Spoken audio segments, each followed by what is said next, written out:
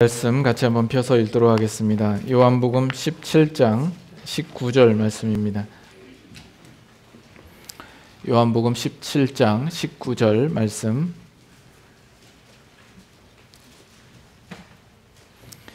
찾으셨으면 다 같이 한 목소리로 읽도록 하겠습니다. 19절 다 같이 읽습니다.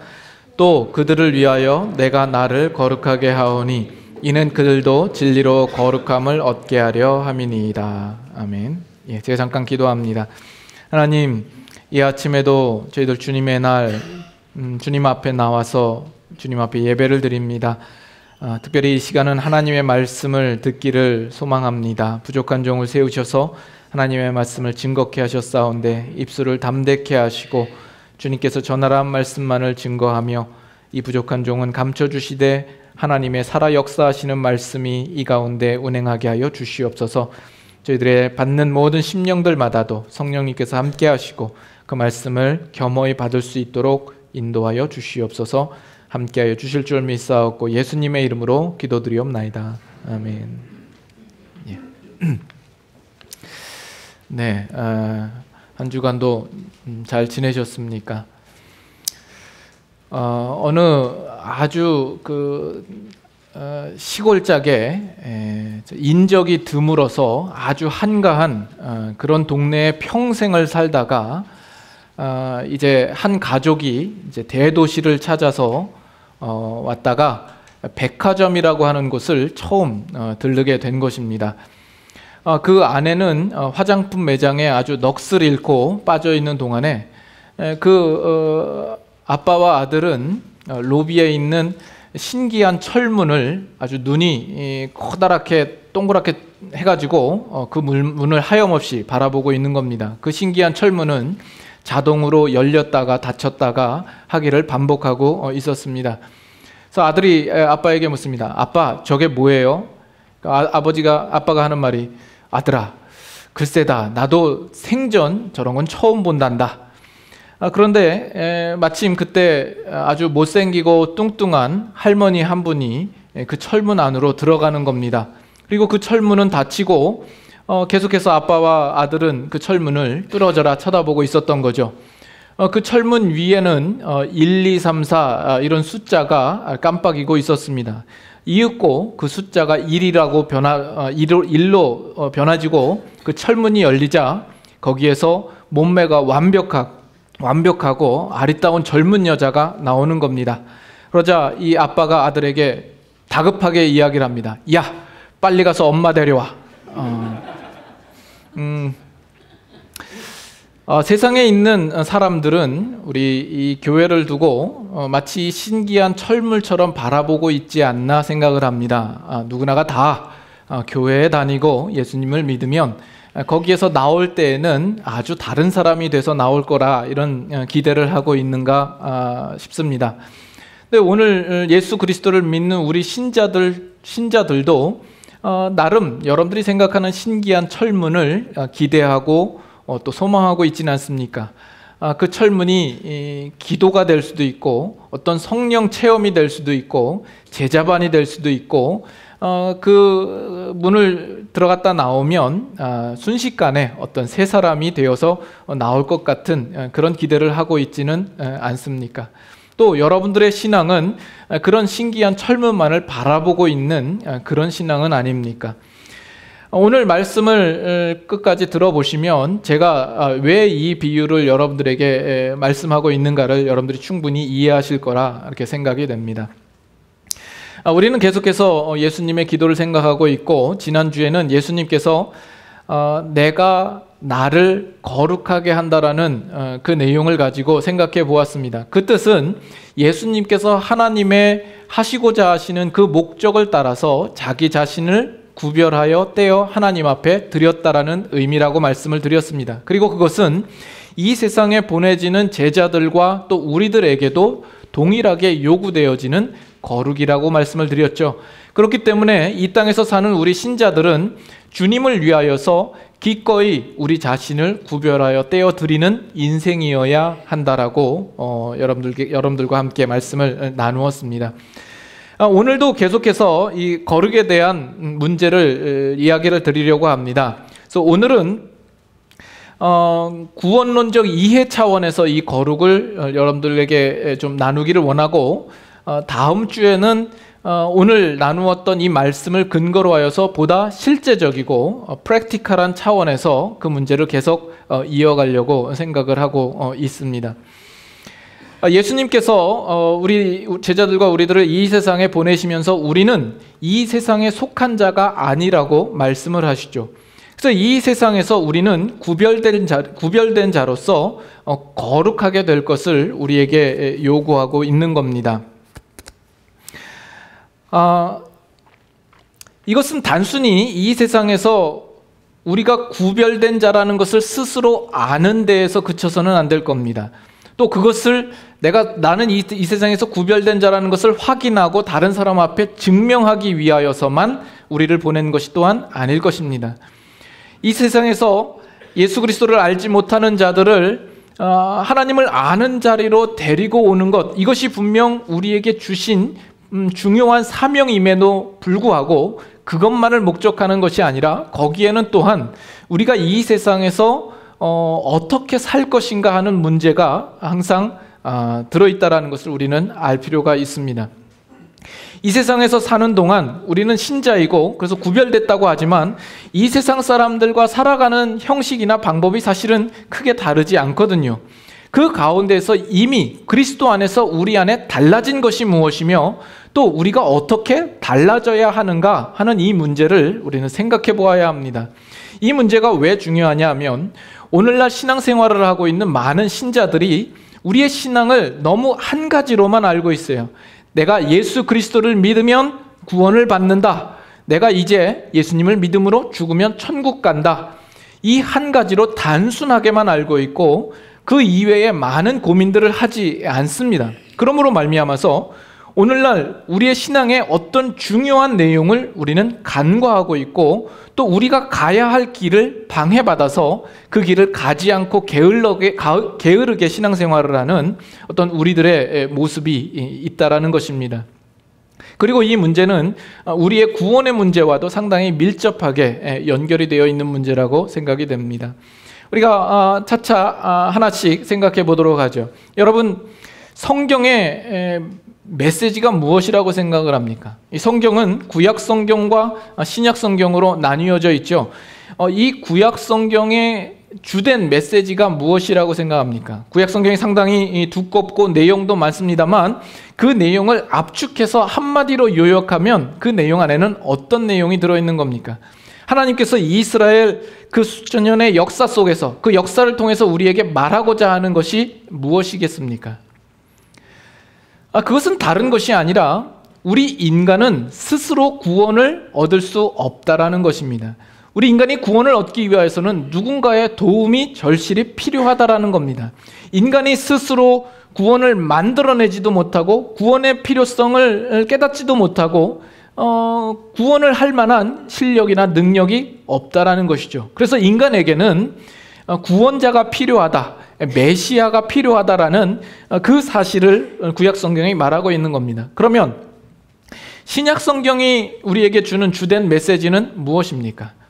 이 신약 성경을 볼 때는 이것을 통합해서 하나로 보지 말고 좀 더 세분화해서 우리가 이해하는 것이 좋겠다 싶습니다.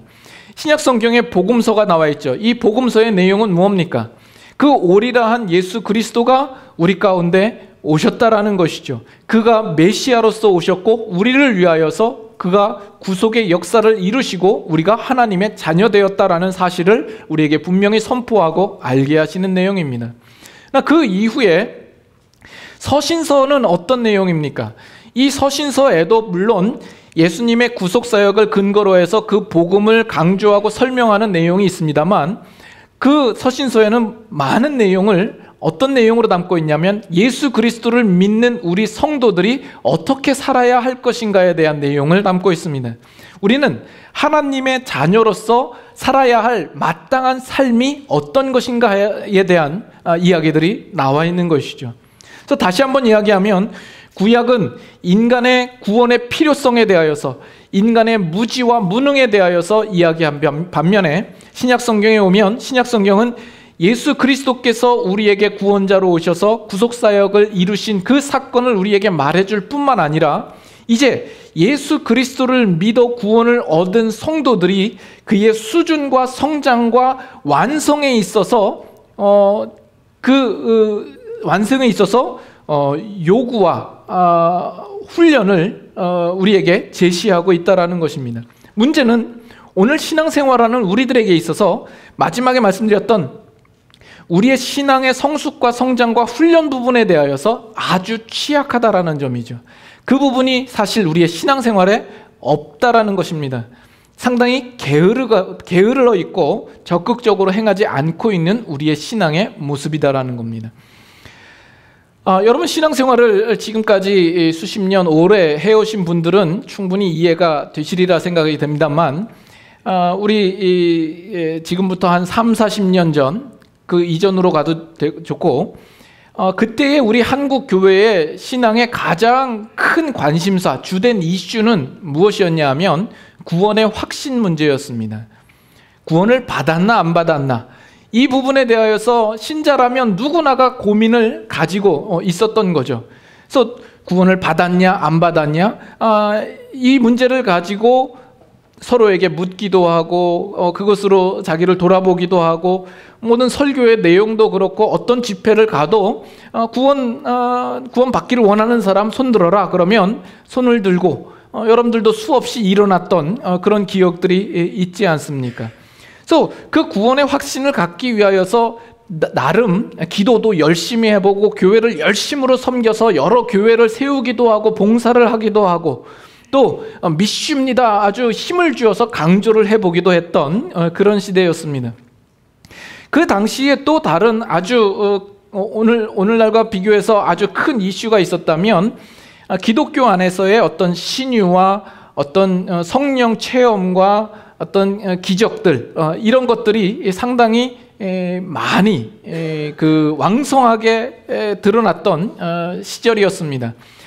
그것이 그렇게 왕성할 수밖에 없었던 이유 가운데 하나는 이 구원의 확신 문제와 상당히 밀접히 연관되어 있습니다. 왜 성도들이 그런 기적과 환상들을 더 바라고 그것들을 경험하기 위하여서 애를 썼을까요? 나름 어떤 분명히 하고 싶은 것이 있었던 거죠. 하나님께서 정말 살아계시다라면 어떤 뭔가를 통해서 나에게 보여주셨으면 하는 그런 바람이죠. 그래서 그 경험들을 통해서 하나님이 살아계시는구나, 하나님이 나를 기억하시는구나, 하나님께서 나에게 이런 일을 행하시는 것을 보면 나는 구원을 받았구나 라는 것을 확인하고 싶은 마음이 그 가운데 있었을 겁니다. 그 과거에 그런 일들 가운데서 우리 한국 교회가 하지 못했던 것은 뭐냐면 신자로서 자라고 성장하고 훈련받는 것들은 거의 전무하다시피 했다라는 것이죠. 내가 구원을 받았나 안 받았나 그 문제와 그 이슈에만 집중하고 초점을 두느라 결국 성도로서 자라가야 할 부분들에 대하여서는 우리는 너무나도 문해시하고 간과하고 넘어왔던 그런 그 기독교 교회의 역사가 있습니다. 그러면 오늘날은 어떻습니까? 오늘날 신앙생활을 하는 여러분들은 어떻습니까? 오늘날 여러분들 신앙생활하는 가운데 과거처럼 오늘날의 주된 관심사가 구원의 확신은 아닌 것 같습니다. 오늘날에도 분명 여러분들 가운데서도 구원의 확신 문제에 대하여서 고민하고 있고 갈등하고 있고 물음을 던지는 분들이 있습니다만 그것이 전체적인 교회의 분위기와 이슈는 아닌 것이죠. 왜 그렇죠? 우리는 지금까지 너무나 그 믿음과 하나님의 은혜라는 부분에 대해서 많은 설교를 들어왔고 그 하나님의 은혜라는 부분들을 여러분들이 붙잡고 있고 나름 여러분들은 그걸 다 이해했다라고 생각하는 것 같습니다. 그래서 교회에서 내가 등록해서 교회를 다니고 있고 내가 예수님을 믿는다라고 고백을 하면 우리는 다 구원을 받았다라고 그렇게 합의를 하고 있는지도 모르겠습니다. 그래서 더 이상 그 문제에 대하여서 심각하게 묻지 않는 그런 분위기가 되어 버렸습니다. 그래서 오늘날 신자들은 우리가 하나님의 은혜로 구원받았다라는 그 한 가지 사실을 붙잡고 있음으로써 내 신앙에 있어서 더 이상 어떤 큰 문제를 발견하지 못하고 그것으로 스스로 위안을 얻고 스스로 정당화하고 자신의 신앙을 합리화시키는 데에 익숙해져 있습니다. 그리고 그 외에 우리가 더 신자로서 가야 할 부분들에 대해서는 상당히 무지하고 무관심해서 그 일들을 어떻게 해야 될지도 모르고 우리는 그저 주일날 나와서 예배에 참석하는 참석하는 것으로 그 모든 것을 지금 때우고 있는지 모릅니다. 그래서 우리 한국 교회의 과거나 현재에 있어서나 우리 신자로서 신앙의 성숙과 진전이 있어야 하는 그 문제에 있어서는 여전히 제자리에 있는 것 같다라는 느낌을 가집니다. 여러분들은 어떻습니까? 이 문제를, 구원의 문제를 가지고 다시 한번 차근차근 좀 설명해 보기를 원합니다. 이 구원의 문제에 대해서는 이미 여러 차례 여러분들과 나누었던 기억이 있습니다만 다시 한번 여러분들이 상기하면 좋겠고, 혹시 또 그때 못 들으셨던 분들은 이번 기회를 통해서 다시 한번 또 정리를 하실 수 있으면 좋겠습니다. 로마서 3장으로 한번 가보죠.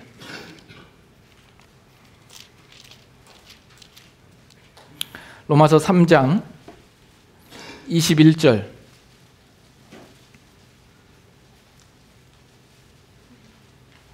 로마서 3장 21절. 21절부터 24절까지 같이 한번 교독하도록 하겠습니다. 21절부터 24절입니다. 이제는 율법 외에 하나님의 한 의가 나타났으니 율법과 선지자들에게 증거를 받은 것이라. 곧 예수 그리스도를 믿음으로 말미암아 모든 믿는 자에게 미치는 하나님의 의니 차별이 없느니라. 모든 사람이 죄를 범하였음에 하나님의 영광에 이르지 못하더니 그리스도 예수 안에 있는 속량으로 말미암아 하나님의 은혜로 값없이 의롭다 하심을 얻은 자 되었느니라. 여기 보면 율법 외에 하나님의 한 의가 나타났다라고 이야기를 하고 있죠. 그 나타난 한 의는 어떤 의입니까? 그 다음 구절에 나와 있는 것처럼 예수 그리스도를 믿음으로 말미암아 모든 사람에게 미치는 하나님의 의라고 이야기를 합니다. 그래서 여기 보면 율법과 그 믿음이 대조적으로 나타나고 있는 것을 보게 됩니다. 우리는 보통 예수님을 믿으면 구원을 받는다라고 이야기를 합니다. 거기서 믿는다라는 의미는 뭡니까? 거기서 믿음이라는 것은 무슨 의미입니까? 이 믿음이라는 것이 여러분들이 생각하고 있는 믿음과 다른 의미일 가능성이 많습니다. 우리는 보통 믿음을 내가 이제 예수님을 내 의지적으로 결정하고 믿기로 했을 때의 그 믿음을 이야기를 합니다. 그 믿음과 여기서의 믿음은 다릅니다. 내가 내 안에서 이제 예수님을 믿어야지 하고 의지적으로 시작하는 그 믿음을 가리켜서 여기서 믿음이라고 이야기하고 있지 않습니다. 여기서의 믿음은 율법과는 대조적이죠. 이 율법이라고 하는 것은 행위의 법칙입니다. 또 인과의 법칙입니다. 무슨 얘기냐면 내가 어떤 행위를 가지고 그 행위에 따른 결과로서 그 의의를 얻어오는 방법입니다. 그래서 내가 내 안에 어떤 조건과 근거를 마련함으로써 거기에 대한 당연한 결과로서 그것을 받아내는 법칙이 바로 율법인 겁니다. 그러나 믿음이라는 것은 그것과 전혀 다른 것이죠. 내 안에서 어떤 조건이나 근거나 어떤 행위를 가지지 않았음에도 불구하고 일방적으로 누군가에 의하여서 주어진 것이다라는 겁니다. 그것이 믿음이 되는 것입니다. 그래서 여러분들은 분명히 예수님을 믿죠. 나는 예수님을 믿는다 했을 때에 그 믿음이라는 것은 이미 하나님께서 여러분들에게 믿음을 허락하여 주셨기 때문에 여러분 안에서의 그 믿음이 시작될 수 있었고 결과로서 그 결과를 얻게 되는 것이다라는 겁니다. 성경에서 우리를 구원에 이르게 하는 그 믿음이라는 것은 하나님께서 우리에게 은혜로 주시는 그것을 설명하기 위하여서 믿음이라는 단어를 사용했지, 우리가 일반적으로 알고 있는 믿음의 의미를 가지고 그것을 설명하는 것은 아닙니다. 설명이 좀 어렵게 됐는데, 보통 이런 믿음을 이야기를 할 때 이런 설명을 예전에는 하곤 했습니다. 우리는 하나님의 은혜로 말미암아 구원을 얻는다라고 이야기를 하죠. 그래서 우리가 누군가가 나에게 선물을 준다고 하십시다. 그러면 누군가가 나에게 공짜로, 은혜로 내가 바라지도 않았는데 선물을 줍니다. 그러면 내 입장에서는 어떻게 해야 됩니까? 적어도 그런 선물을 주는 것에 대하여서 내가 반응을 할 수는 있어야 될 거 아닙니까? 아니면 손이라도 뻗쳐서 그 선물을 받아야 할 것이 아닙니까? 이와 같이 하나님께서 은혜로 우리에게 구원을 주신다고 했을 때 내가 그 주시는 것에 대해서 반응하고 그것을 받아들일 수 있는 마음이 믿음이다, 이렇게 설명을 하곤 합니다. 그러나 이것은 믿음의 올바른 이해가 아닙니다. 그것은 어떤 면에선 결국 하나님께서 우리에게 구원을 주시고자 할 때에 그 구원을 받느냐 안 받느냐, 내가 반응하느냐 안 하느냐는 나의 선택에 달려있고 그 결정권이 결국 나에게 달려있는 것이 되어버립니다. 자칫 하나님께서 우리에게 구원을 주시려고 어떻게든 주시려고 우리에게 믿어라라고 우리에게 구걸하고 있는 하나님처럼 만들고, 거기에 대하여서 결국 가타부타 결정을 하는 결정권은 내가 가지고 있는 식의 어떤 그 설명이 될 수밖에 없는 것이죠. 그런 입장에서는 내가 갑이고 하나님이 을이 될 수밖에 없는 것입니다.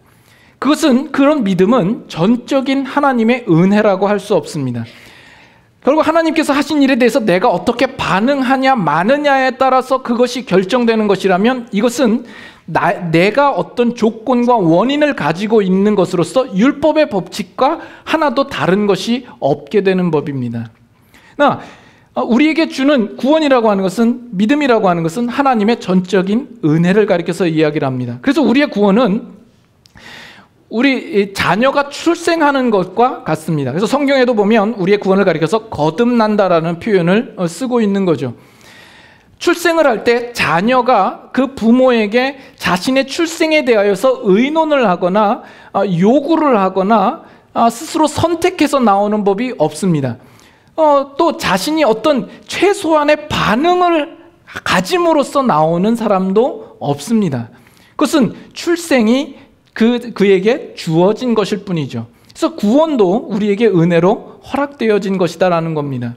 그래서 여러분들 중에 혹시 이 중에도 여러분들이 교회에 나오고 예수님을 믿게 된 것이 내가 누군가의 도움이 없이 내가 스스로 자발적으로 이해하고 또 결정해서 내 스스로 믿음을 가졌다라고 생각하시는 분이 있다면 그것은 아주 커다란 착각입니다. 내가 예수님을 믿게 된 데에 있어서의 어떤 조건이나 어떤 이유나 어떤 설명들이 있죠. 그것이 정말 여러분들을 믿게 한 것일까요? 종종 예수 믿지 않는 사람들과 대화를 나누다 보면 내가 예수 믿을 수밖에 없었던 조건과 이유를 든다 할지라도 그들에게 있어서는 그 똑같은 이유와 조건이 예수님을 믿지 못할 이유와 조건이 되고 있다는 것을 종종 발견하지 않습니까? 나는 이것 때문에 예수님을 믿을 수밖에 없었는데 그 똑같은 상황과 똑같은 이유를 가지고 있음에도 불구하고 그것이 그 사람에게는 예수님을 절대 믿을 수 없는 조건과 근거가 되어 있다는 겁니다. 그만큼 우리가 예수님을 믿는다라는 것은 우리의 어떤 합리적인 근거와 판단과 이해에 의하여서 우리가 이 자리에 들어온 것이 아니다라는 것입니다. 근데 우리는 많은 경우 우리가 누군가에게 설명을 잘하고 설득을 잘하고 그러면 예수님을 믿을 수 있게 만들 수 있지 않을까라는 생각을 참 많이 하는 것 같습니다. 그래서 우리 주위에도 참 선하고 착하고 누군가 말하면 귀 기울여 듣는 사람들은 예수님을 잘 믿을 것 같은 그런 느낌이 들죠. 저 사람 예수만 믿으면 딱인데, 예수 믿을 사람인데 라고 생각을 하고, 그 복음에 대하여서 단숨에 거절을 하고 난리 법석을 치는 사람은 정말 귀에도 안 먹힐 것 같은 그런 사람이 있는 겁니다.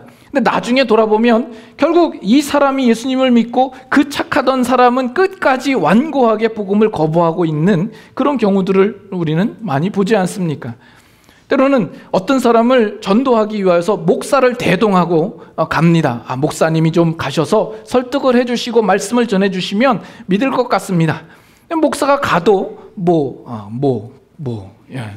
아무런 변화가 없는 거죠. 그러면 이제 그때부터 이상해지면 이 목사가 영빨이 약한가? 별 볼 일 없는 목사인가? 이런 생각들을 우리는 합니다.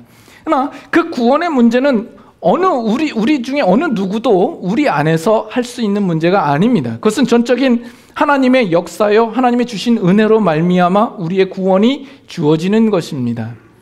여기까지는 문제가 없죠. 그러나 이제 이 다음이 문제입니다. 우리가 정말 하나님의 전적인 은혜로 말미암아 구원을 얻었다라고 한다면 그 다음에 나타나는 문제는 이겁니다. 그렇다면 우리가 굳이 하나님 앞에 그렇게 힘을 내고 노력을 하고 열심을 낼 필요가 뭐가 있을까? 내가 하나님을 찾아서 구원을 얻는 것도 아니고 내가 믿어서 내가 스스로 의지적으로 믿어서 구원을 얻는 것도 아니고 내가 하나님 앞에 매달린 것도 아니고 전적인 하나님의 은혜로 나를 구원해 주시는 것이라면 내가 아무렇게나 살아도 하나님은 나를 구원해 주실 것이 아니냐라는 생각을 할 수가 있지요. 그래서 지난주에도 우리 이제 제자반을 시작하면서 우리가 어떻게 예수님을 믿게 되었는가 이런 신앙 고백을 이렇게 같이 나누는 시간을 가졌는데 어떤 분은 예수님을 믿고 나서 이제는 내가 정직하게 선하게 살아봐야지 이렇게 생각하는 사람이 있는가 하면 반대로 예수님을 믿고 나서 자기는 더 자유분방하게 살았다는 거예요. 더 죄도 마음대로 짓고 편하게 짓고, 왜냐하면 하나님이 은혜로운 하나님이시니까 나를 얼마든지 용서를 해주실 거고 나를 받아주실 것이기 때문에 이것이 정말 은혜에 대하여서 들은 사람이라면 인간적인 마음으로 얼마든지 당연스럽게 자연스럽게 나올 수 있는 반응이라는 것입니다.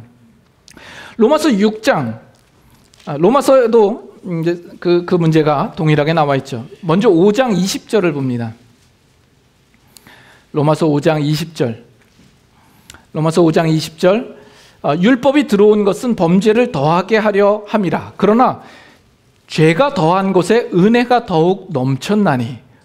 죄가 더해졌는데 거기에 하나님의 은혜가 더 넘치게 나타나는 겁니다. 내가 율법으로 말미암아 죄인 되었는데 하나님이 은혜로 나를 구해 주셨으니까 그 안에 얼마나 큰 감격이 있겠습니까? 그러자 어떤 그 질문이 나오는 겁니까? 6장 1절 다 같이 한번 읽겠습니다. 그런즉 우리가 무슨 말을 하리요? 은혜를 더하게 하려고 죄에 거하겠느냐? 은혜를 더하게 하려고 죄에 거하겠느냐? 그러면 우리가 그 은혜가 있으니까 우리가 더 죄에 거해도 얼마든지 거해도 또 하나님께서 그 죄 가운데서 나를 건져 주시지 않겠느냐? 물론 하나님은 건져 주실 것입니다. 그러나 우리의 구원에 대한 이해가 거기에 머물러 있기 때문에 사실 우리가 앞으로 더 진전해서 나아가야 할 부분들에 대하여서 우리는 큰 방해를 받고 그 부분을 우리가 간과하고 놓치고 있게 된다는 겁니다.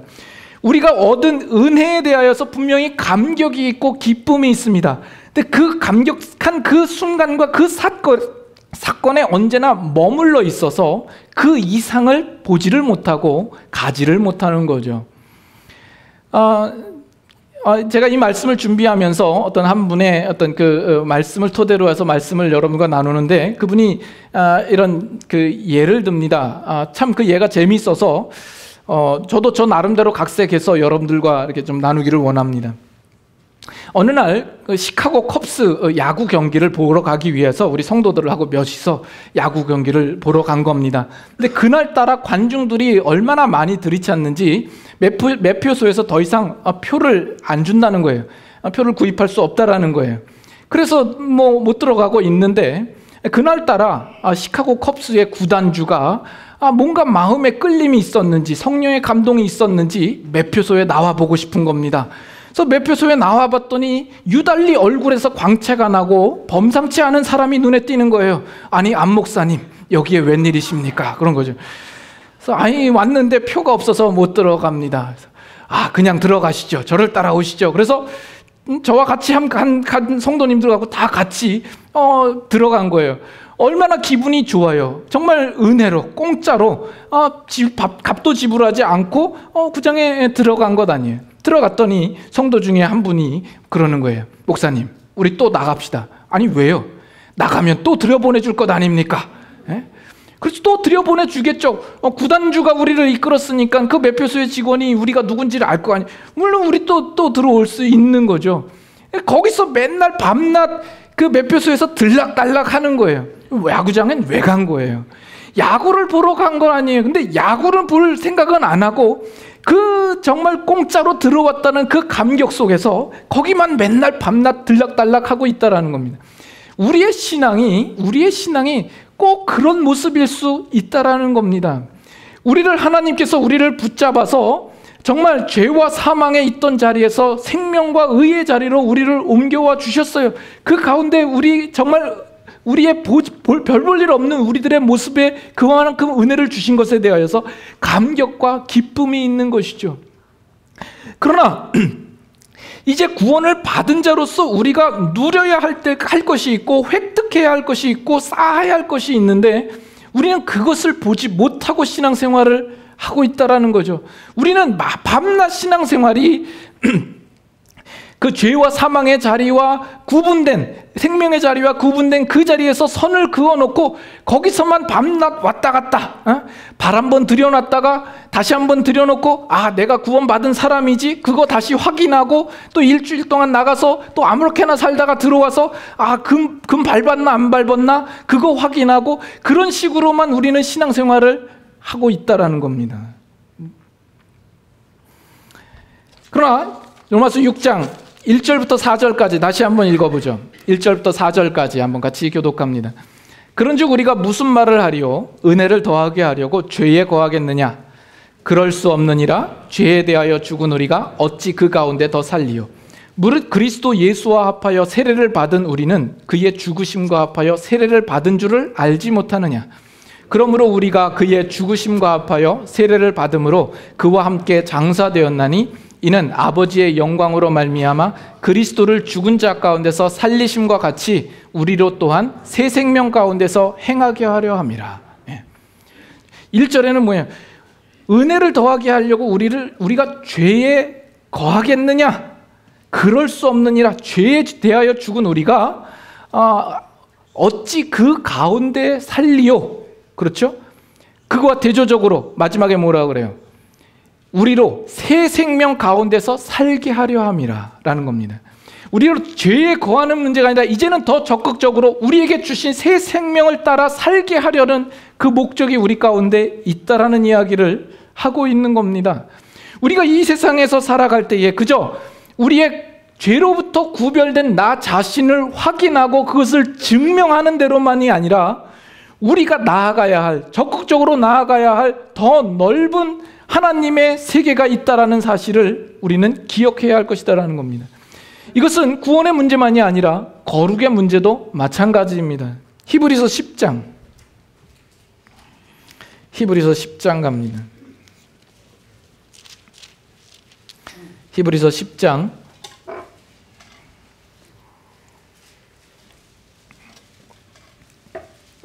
1절부터 4절까지 제가 읽습니다. 10장 1절부터 봅니다. 율법은 장차 올 좋은 일의 그림자일 뿐이요 참 형상이 아니므로 해마다 늘 드리는 같은 제사로는 나오는 자들을 언제나 온전하게 할 수 없느니라. 그 제사로는 우리를 온전하게 할 수 없다라고 이야기를 합니다. 지금 이 히브리서 우리가 금요일마다 히브리서를 지금 나누고 있는데 금요 예배에 참석하신 분들은 이 부분이 아주 잘 이해가 되실 거예요. 우리가 여러 차례 함께 나누었기 때문에 구약에 있는 어떤 제사들로는 우리를 온전하게 할 수 있는 방법이 없는 거예요. 3절 봅니다.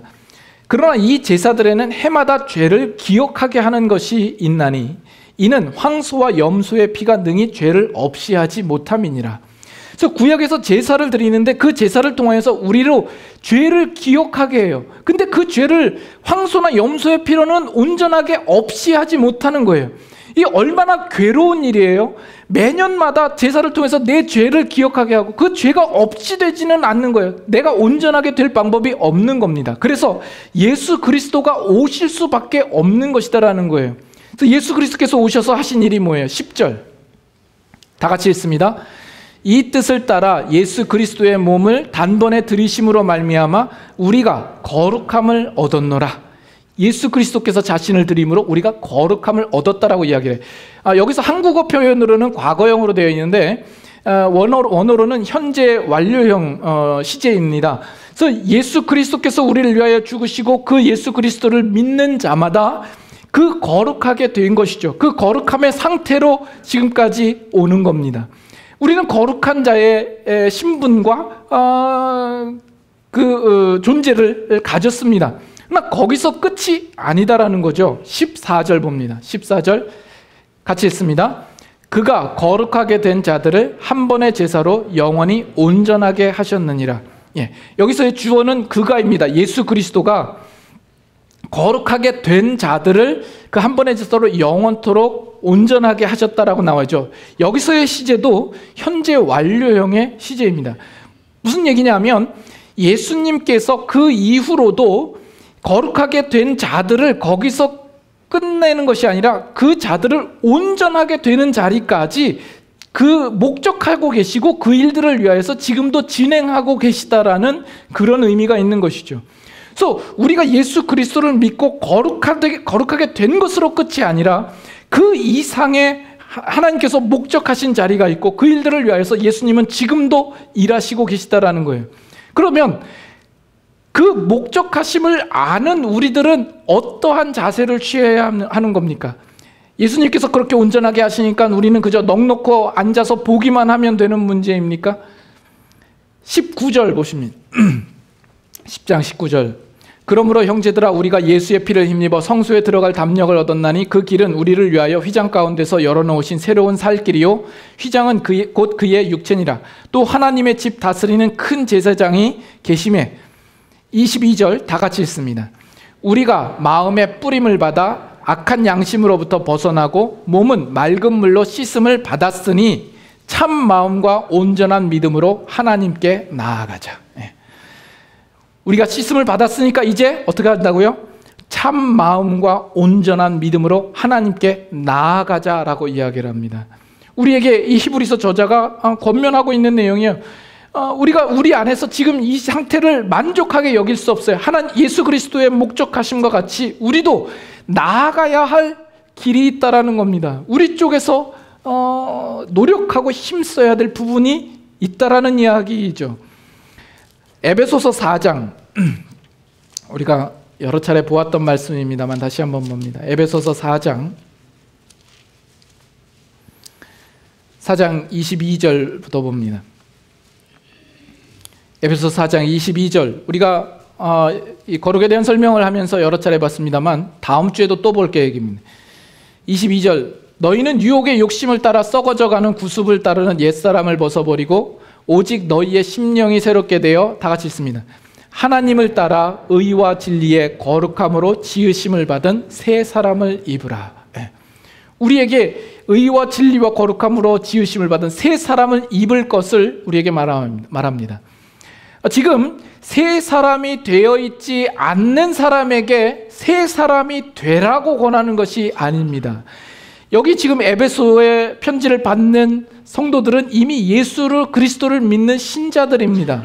그러나 그렇다고 너희가 새 사람을 입었다라고 과거형으로 말하고 있지도 않습니다.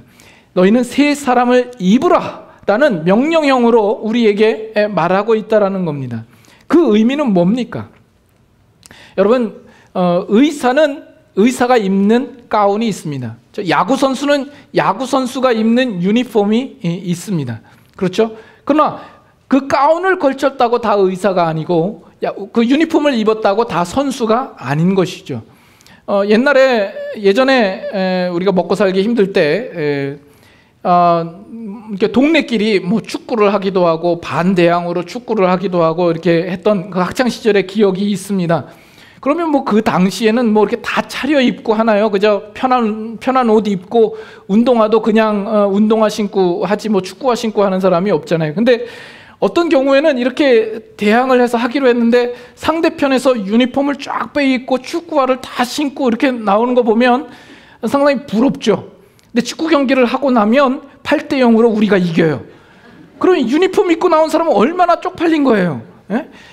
그것과 같이 우리가 여기서 세 사람을 입으라라는 것은 세 사람다운 어떤 그 인격과 성품과 그 삶을 가지라는 거죠.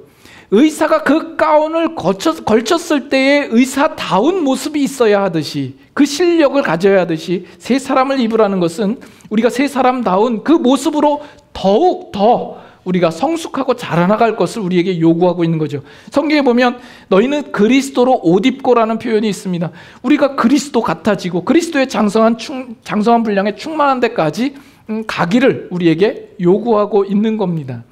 그렇기 때문에 우리는 이 일들에 대해서 우리의 신앙에서 더 적극적으로 해야 할 필요성이 있는 겁니다. 이 문제는 우리가 기도로 때울 수 있는 문제도 아니고 여러분들이 주일날 이 자리에 나오는 것으로 때울 수 있는 것도 아니고 여러분들이 선교를 하거나 봉사를 하는 것으로서 때울 수 있는 것이 아닙니다.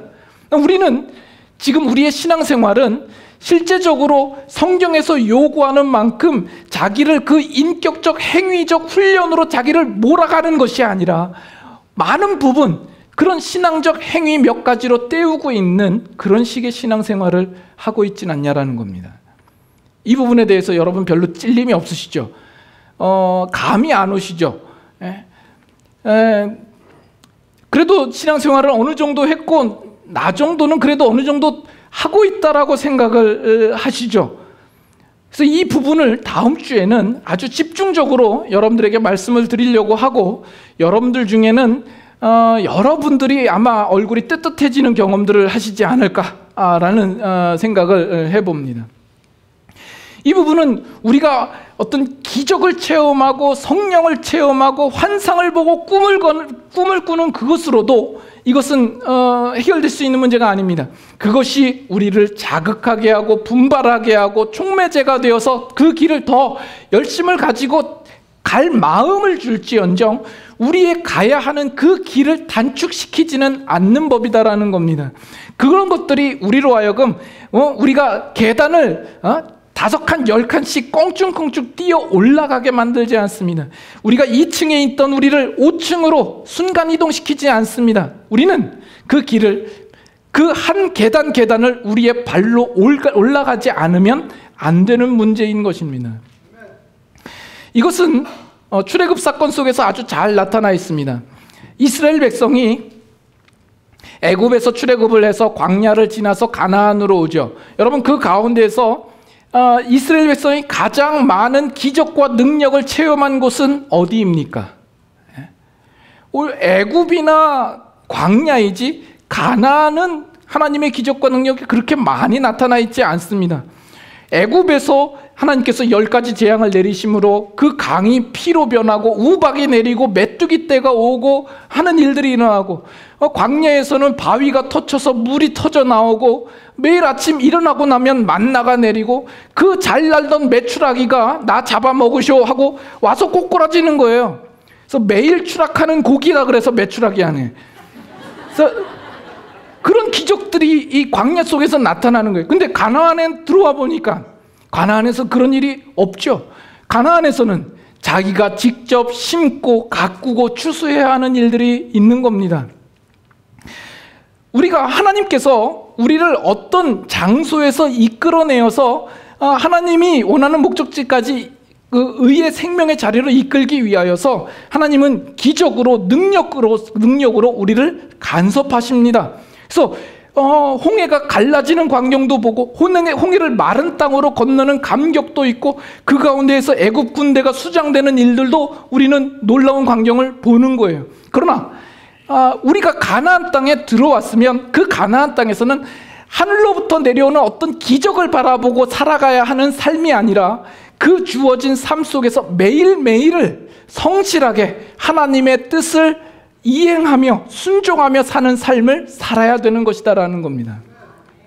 하나님께서 여러분의 삶 가운데 기적을 베푸시지 않으셨나요? 하나님께서 우리를 위하여서 얼마나 큰 열심을 가지셨습니까? 자기 아들 예수 그리스도를 우리에게 인간의 모습을 두고 보내시고 예수 그리스도를 십자가에 못 박으심으로써 우리에게 기적과 능력과 역사를 이미 보이셨습니다. 그러므로 죄와 사망 아래 있던 우리들을 불러 생명의 자리로 우리를 옮기시지 않았습니까? 그러면 우리는 이 자리에서 이제 어떻게 살아가야겠느냐라는 거예요. 우리가 이제 하나님의 뜻을 따라 우리의 주어진 삶 속에서 끊임없이 성장하며 성숙하며 훈련하는 그 자리를 걸어가야 되지 않겠냐라는 겁니다. 여러분의 지금 신앙의 위치가 어디에 있습니까? 여러분의 신앙의 수준이 어디에 머물러 있습니까? 혹시 오늘따라 왜 이래?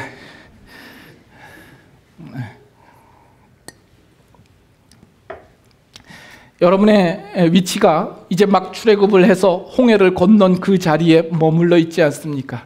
이 홍해가 언제 다시 갈라질까? 그것만을 넋놓고 기다리며 앉아있는 그런 신앙생활 아닙니까? 광야에서 매일 내려지는 그 만나를 보면서 그것으로 만족하고 그냥 대충 살아도 되겠네라는 식으로 살고 있지는 않습니까?